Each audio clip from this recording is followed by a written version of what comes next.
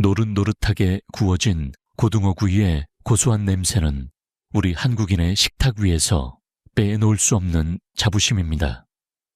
하지만 60이라는 나이를 지나서도 여전히 예전 방식 그대로 고등어를 즐기고 있다면 바다가 준 이 귀한 선물은 어느새 소리 없이 우리의 소중한 콩팥을 지치게 만드는 주범이 될 수 있습니다.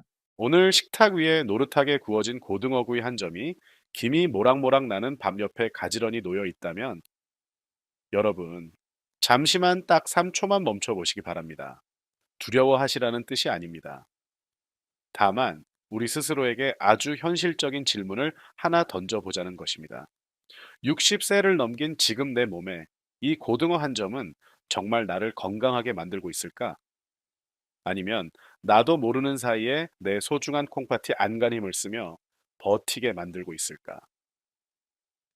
고등어는 우리 한국 가정의 식탁에서 빼놓을 수 없는 국민 생선입니다. 고소한 구이부터 물을 듬뿍 넣은 매콤한 무조림까지 고등어는 단백질과 오메가3이 풍부해 심장 건강에 좋고 다리 힘을 길러준다는 칭찬이 자자하죠. 그래서 많은 분이 붉은 고기 대신 생선을 선택하는 것이 훨씬 건강하고 올바른 식단이라고 믿고 실천하십니다.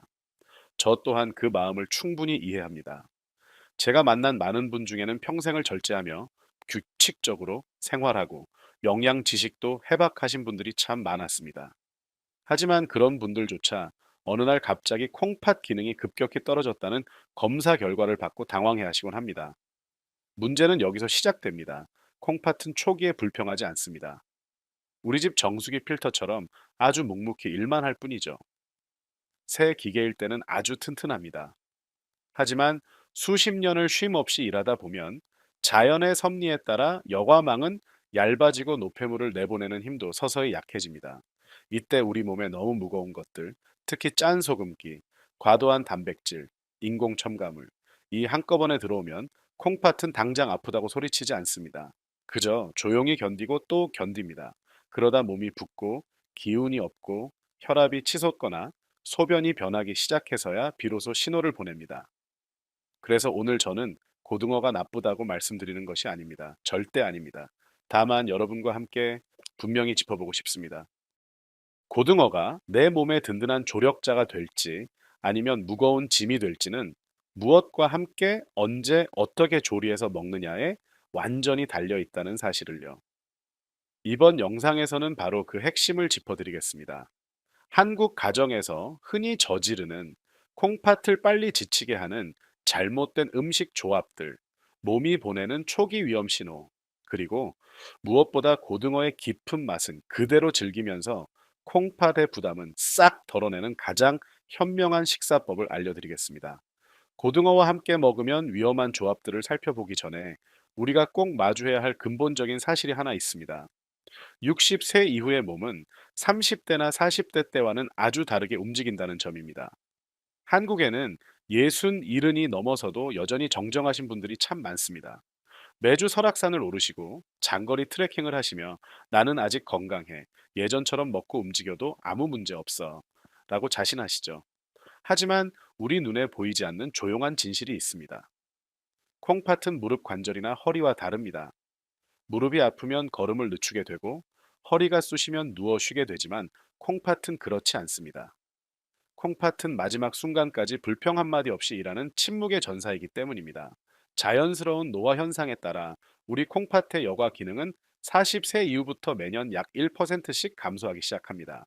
즉, 여러분이 60대나 70대에 접어들면 콩팥의 업무 능력은 젊었을 때 60%에서 70% 정도밖에 남지 않았다는 뜻입니다.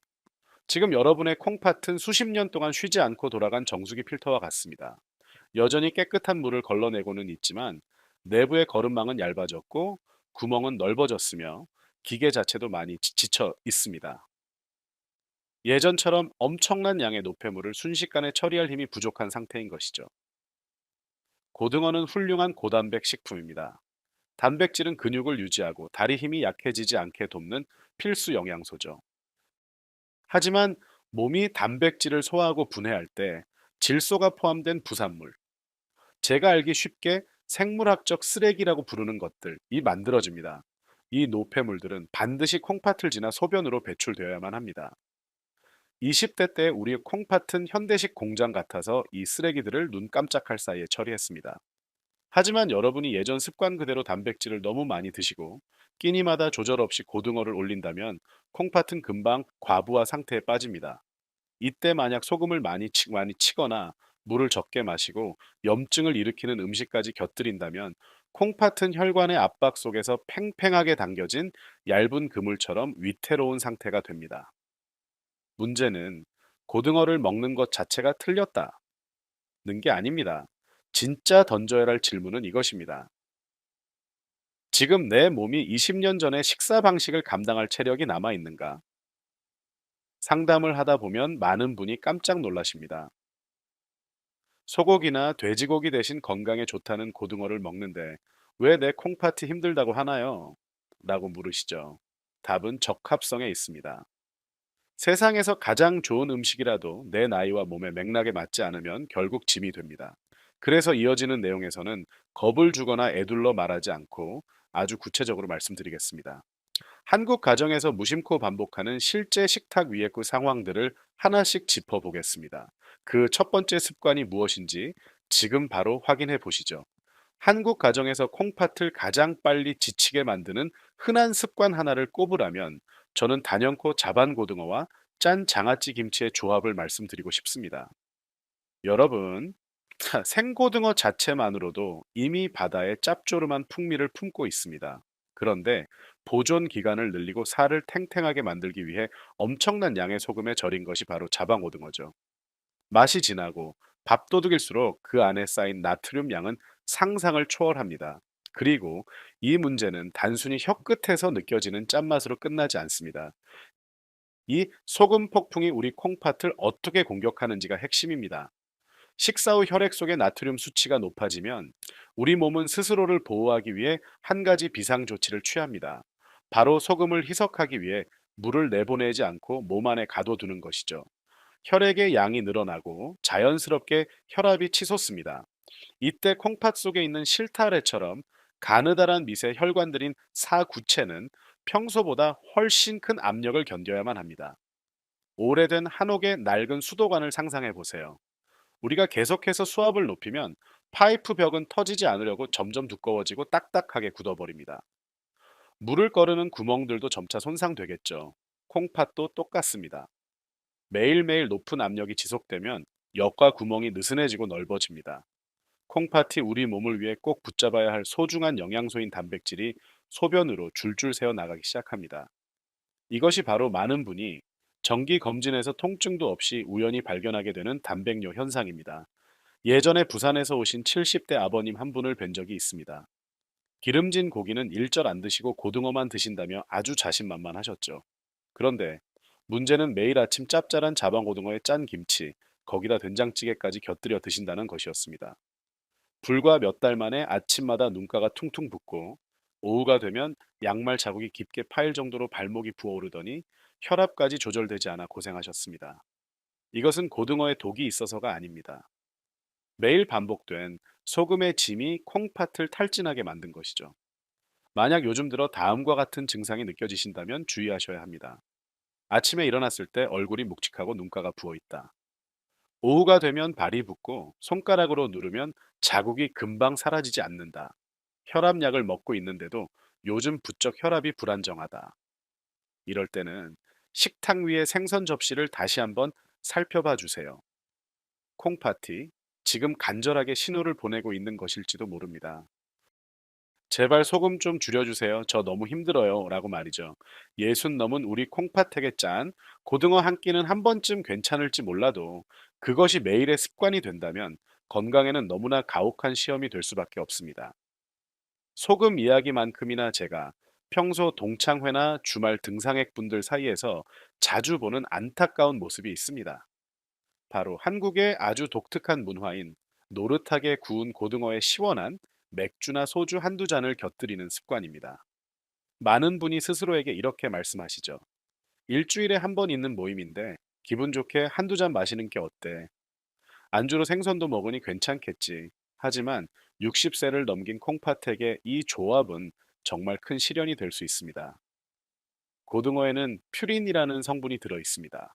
퓨린 자체가 나쁜 건 아니지만 몸속에서 분해되면서 요산이라는 물질을 만듭니다.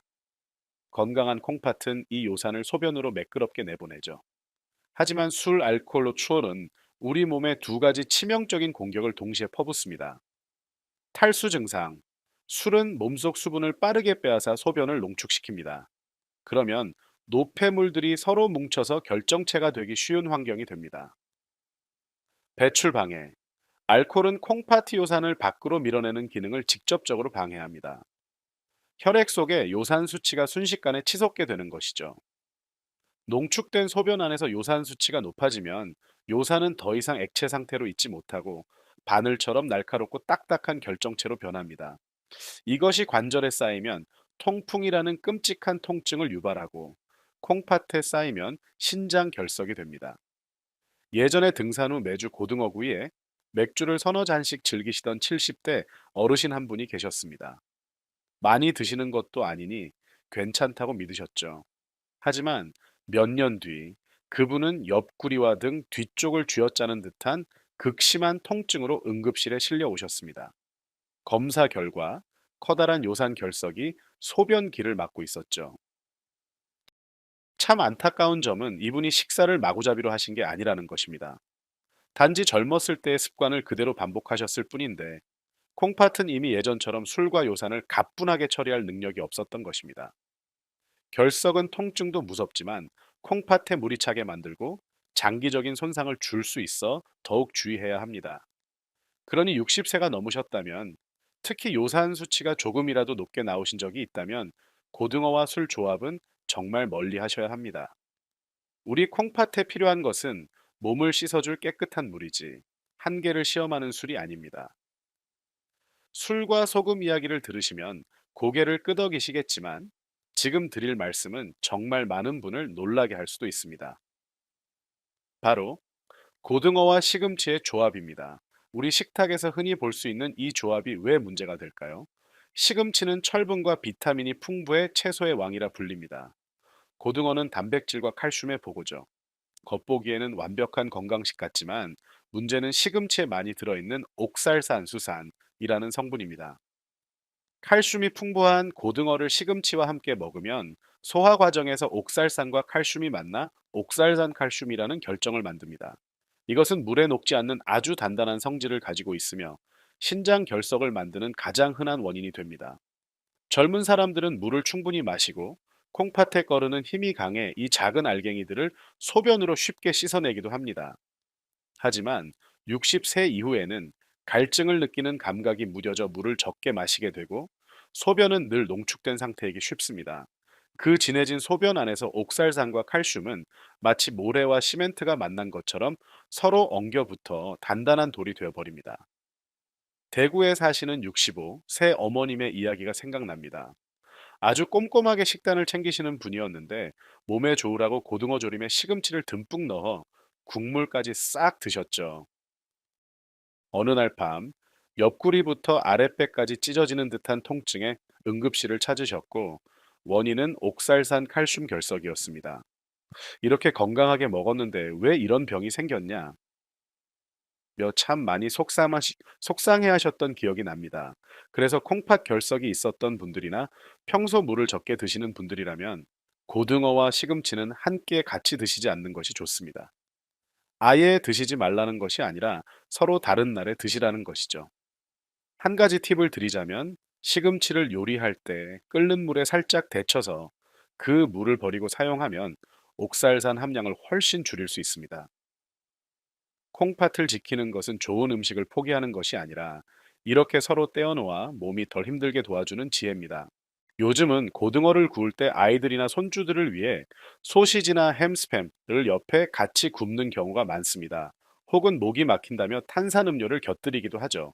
그냥 평범한 반찬 같지만 60대 이후의 콩팥에게 이들은 아주 위험한 손님입니다. 가공식품과 음료수에는 보존과 식감을 위해 무기인산염이라는 첨가물이 아주 많이 들어 있습니다. 자연산 콩이나 씨앗에 든 인 성분은 몸의 일부만 흡수되지만 이런 인공 첨가물은 우리 몸에 거의 100% 흡수되어 혈액 속으로 들어갑니다. 혈액 속의 인 수치가 갑자기 높아지면 우리 몸은 비상 상태가 됩니다. 균형을 맞추기 위해 뼈에서 칼슘을 억지로 빼내어 인과 결합시키죠. 그 결과 뼈는 약해지고 골다공증 위험이 커집니다.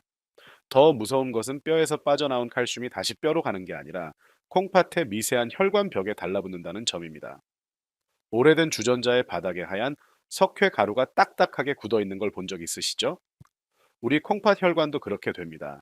칼슘과 인이 혈관에 쌓여 딱딱하게 굳는 석회화가 진행되면 혈관은 좁아지고 탄력을 잃습니다. 그러면 콩팥으로 가는 혈류가 줄어들고 독소를 거르는 힘은 급격히 떨어지게 됩니다. 가장 무서운 것은 이 과정이 아무런 통증 없이 아주 조용히 일어난다는 점입니다. 고등어 먹으면서 햄 한 조각 곁들이는 게 뭐 어때서 라고 생각하실 수 있습니다. 하지만 그 한두 조각이 매일, 매주 반복되면서 콩팥 혈관을 망가뜨리는 주범이 됩니다. 특히 당뇨나 고혈압이 있는 분들에게 인공인산염 조절은 생존의 문제입니다. 고등어를 드실 때는 고등어 하나만 주인공으로 대접해 주세요. 가공식품의 화려한 맛 뒤에 숨어 콩팥 혈관을 갉아먹는 위협을 피해야 합니다. 공장 첨가물이 없는 소박한 밥상이야말로 콩팥이 가장 편안해하고 고마워하는 밥상입니다. 여러분은 고등어를 어떻게 구워 드시나요? 껍질이 노릇노릇하다 못해 거뭇하게 타서 바삭하고 향긋한 한 불맛이 나야 제맛이라고 느끼는 분들이 많습니다. 그 고소한 풍미는 저도 잘 압니다만 콩팥 건강을 생각한다면 그 탄 부분은 아주 경계해야 합니다. 고등어는 심혈관을 보호하는 황금 기름인 오메가3의 보물 창고입니다. 하지만 오메가3은 열에 아주 민감하고 약한 친구입니다. 너무 센 불에서 오래 굽거나 껍질이 검게 탈 때까지 익히면 이 귀한 기름이 산화되어 버립니다. 그러면 몸속 염증을 잡아주던 고마운 기름이 오히려 염증을 일으키는 해로운 물질로 변하게 됩니다. 젊은 몸은 이런 산화 물질을 빠르게 처리할 수 있지만 60세가 넘은 콩팥에는 이런 작은 염증 반응들이 쌓여 필터인 사구체를 조금씩 손상시킵니다. 콩팥 혈관은 비단실처럼 섬유가 가느다란데 변성된 기름에서 나오는 독소들은 이 가느다란 실을 공격해 망가뜨립니다. 또한 검게 탄 단백질 부위에는 간과 콩팥에 해로운 화학 화합물, 헤테로사이클리가민 등이 들어 있습니다. 한두 번은 괜찮을지 몰라도 수십 년간 이런 탄 음식을 즐겨온 습관은 몸속에 독소를 차곡차곡 쌓아온 것과 같습니다. 생선을 먹는 것만큼 중요한 것은 어떻게 요리하느냐입니다. 센 불에 튀기듯 굽는 대신 중간 불에서 부드럽게 익히는 팬프라이나 더 좋은 것은 고등어 생강찜 혹은 물을 넉넉히 넣은 고등어 무조림입니다.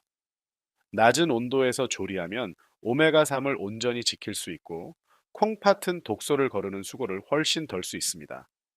겉은 조금 덜 바삭하더라도 속살이 촉촉하고 부드러운 고등어 요리가 여러분의 콩팥에는 가장 큰 보약입니다. 이런저런 경고를 들으시니 그럼 고등어를 아예 먹지 말라는 건가? 하고 걱정되시죠? 절대 그렇지 않습니다. 고등어는 근육과 심장을 위해 꼭 드셔야 합니다. 다만 이제는 조금 더 지혜롭고 전략적으로 드셔야 합니다.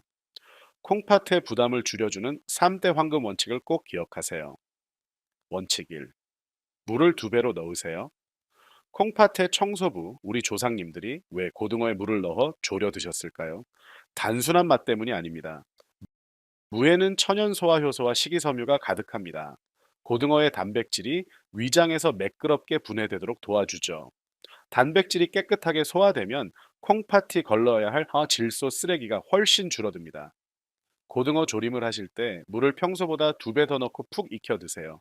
그것이 바로 콩팥의 일감을 덜어주는 최고의 방법입니다. 원칙 2. 양파를 듬뿍 곁들이세요. 혈관의 방패, 양파 속의 퀘르세틴. 성분은 아주 강력한 항산화제입니다. 콩팥 속 밑의 혈관들이 딱딱해지거나 염증이 생기지 않도록 방패 역할을 해주죠. 고등어를 구울 때나 조릴 때 양파를 채 썰어 듬뿍 넣어 보세요. 비린내도 잡아주지만 세월의 흐름 속에서도 여러분의 콩팥 필터를 유연하게 지켜줄 것입니다. 원칙 3. 조리 후 레몬즙을 살짝 뿌리세요. 결석 차단제, 보통 비린내를 잡으려고 레몬을 뿌리지만 의학적으로는 더 큰 효과가 있습니다. 레몬의 구연산 성분은 소변 속에서 칼슘과 옥살산이 만나 돌이 되는 것을 막아주는 힘이 있습니다. 아주 작은 습관이지만 결석 걱정을 덜어주는 아주 경제적이고 똑똑한 비결입니다. 이 세 가지 원칙은 돈이 많이 들지도 어렵지도 않습니다. 주방에서의 작은 정성 한 뼘이면 충분합니다. 예순 이후의 건강은 대단한 것을 먹는 게 아니라 적당히 바르게 그리고 조화롭게 먹는 데 있습니다. 이렇게 드신다면 여러분의 콩팥은 매일매일 가뿐한 컨디션으로 여러분에게 보답할 것입니다. 무엇을 피하고 무엇을 해야 할지 아는 것보다 더 중요한 것은 바로 실천입니다. 반평생 이어온 식습관을 한꺼번에 바꾸는 게 쉽지 않다는 걸 잘 압니다. 그래서 여러분께 딱 3일 동안만 실천해 보실 수 있는 부드러운 여정을 제안합니다. 모든 걸 끊는 극단적인 방식이 아니라 지금 내 콩팥에 맞게 식탁을 재배치하는 연습입니다. 첫째 날, 숨은 소금 찾아내고 줄이기 첫날은 식탁 위의 소금기를 세심하게 살펴보세요. 오늘 고등어를 드신다면 자반 대신 생물을 선택해 보세요. 장아찌나 짠 김치, 진한 양념장도 오늘 하루는 멀리해 봅니다. 고등어 본연의 담백한 맛을 음미해 보시는 거죠. 그날 저녁 내 몸의 반응을 느껴보세요. 다리가 평소보다 가뿐한가요? 다음 날 아침 눈가가 덜 부어 있나요? 단 하루만 소금을 줄여도 콩팥은 엄청난 압박에서 해방됩니다. 둘째 날 조리법 바꾸기. 채소는 더하고 불은 줄이고 어제 고등어 구이를 드셨다면 오늘은 제가 알려드린 대로 무와 양파를 듬뿍 넣은 조림을 해보세요. 약한 불에서 무의 단맛이 고등어 살에 배어들게 천천히 익히는 겁니다. 태우지 않는 것이 핵심입니다. 그리고 오늘 하루는 물을 여러 번 나누어 충분히 마셔주세요. 물은 소변을 희석해 노폐물이 결석이 되지 않고 부드럽게 배출되도록 돕는 최고의 청소 부위입니다. 셋째 날, 내 몸이 보내는 신뢰 귀 기울이기 셋째 날. 아침에는 소변을 유심히 살펴보세요. 색깔이 맑아졌나요? 거품이 전보다 빨리 사라지나요? 저녁 무렵 발목에 묵직함이 덜해졌나요? 이런 변화들이 당장 기적처럼 나타나지 않을 수도 있습니다.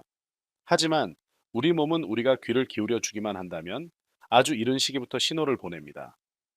이 3일의 여정은 당장 병을 고치는 과정이 아니라 콩팥이 편안한 가뿐한 상태를 직접 경험해 보는 시간입니다. 콩팥은 거창한 걸 요구하지 않습니다. 그저 소금과 불을 조금 줄이고 물과 채소를 더해주는 것만으로도 충분합니다. 마치기 전에 안전한 실천을 위해 꼭 드려야 할 말씀이 있습니다. 오늘 나눈 이야기들은 콩팥의 부담을 덜어주는 건강 정보일 뿐 전문적인 의학적 치료를 대신할 수는 없습니다. 만약 이미 만성 콩팥병 진단을 받으셨거나 크레아티닌 수치가 높고 결석이 자주 재발하는 분들이라면 식단을 바꾸기 전에 반드시 담당 의사 선생님과 상의하셔야 합니다. 특히 투석 중이거나 칼륨 수치 조절이 엄격한 분들은 고등어 섭취량과 수분 섭취량을 전문가의 지시에 따라야 합니다. 상담 없이 극단적인 방법을 스스로 적용하는 것은 금물입니다. 또한 고등어가 좋다고 해서 매일 너무 많은 양을 드시는 것도 피해야 합니다. 예순 이후에는 아무리 좋은 단백질이라도 과하면 콩팥에 짐이 됩니다. 콩팥의 필터 능력이 자연스럽게 낮아진 만큼 30대처럼 일하라고 강요해서는 안 됩니다. 적당히 먹고 순하게 요리하고 똑똑하게 조합하는 것이 진정한 정답입니다.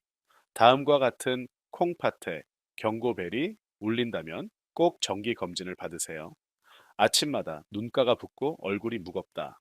저녁이 되면 다리가 붓고 양말 자국이 깊게 남는다. 소변의 거품이 잘 안 사라지거나 색깔이 이상하다. 혈압이 갑자기 오르고 조절이 잘 안 된다. 콩팥은 침묵의 장기입니다. 진짜 아프다고 소리를 낼 때는 이미 늦었을 때가 많습니다. 하지만 지금부터 노화의 흐름을 이해하고 습관을 고쳐 나간다면 콩팥은 여러분의 남은 인생을 든든하게 동행해 줄 것입니다. 여러분, 우리가 고등어 한 점, 소금 한 꼬집, 조리법 하나를 이야기하는 것은 단순히 먹는 문제에 그치지 않습니다. 그것은 우리가 나이 들어서도 건강하고 독립적인 삶을 누릴 권리에 관한 이야기입니다. 콩팥은 참으로 겸손한 장기입니다. 심장처럼 요란하게 뛰지도 위장처럼 통증으로 아우성치지도 않습니다. 그저 60년, 70년 동안 묵묵히 피를 걸러 우리 몸을 깨끗하게 유지해 줄 뿐입니다. 콩팥이 진짜 지쳐서 멈추게 되면 우리 삶은 우리가 원치 않는 방향으로 급격히 변하게 됩니다. 고등어나 시금치, 조리법 자체에는 잘못이 없습니다. 다만 내 몸을 이해하는 우리 마음가짐이 바뀌어야 합니다. 예순 이후의 건강 관리는 단순히 오래 살기 위해 고통스럽게 참는 것이 아닙니다.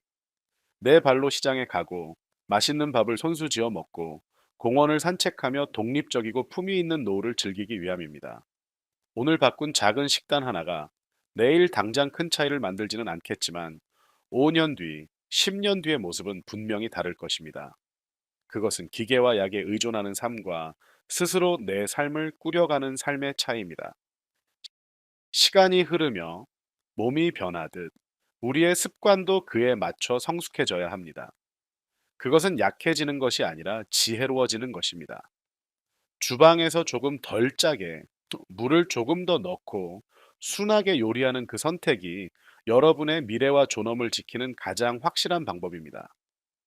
콩팥이 건강해야 자유로운 삶을 지킬 수 있습니다. 그 평온한 노후를 진심으로 응원합니다. 항상 따뜻한 식사하시고 튼튼한 콩팥과 함께 건강한 매일을 보내시길 바랍니다. 시청해 주셔서 감사합니다.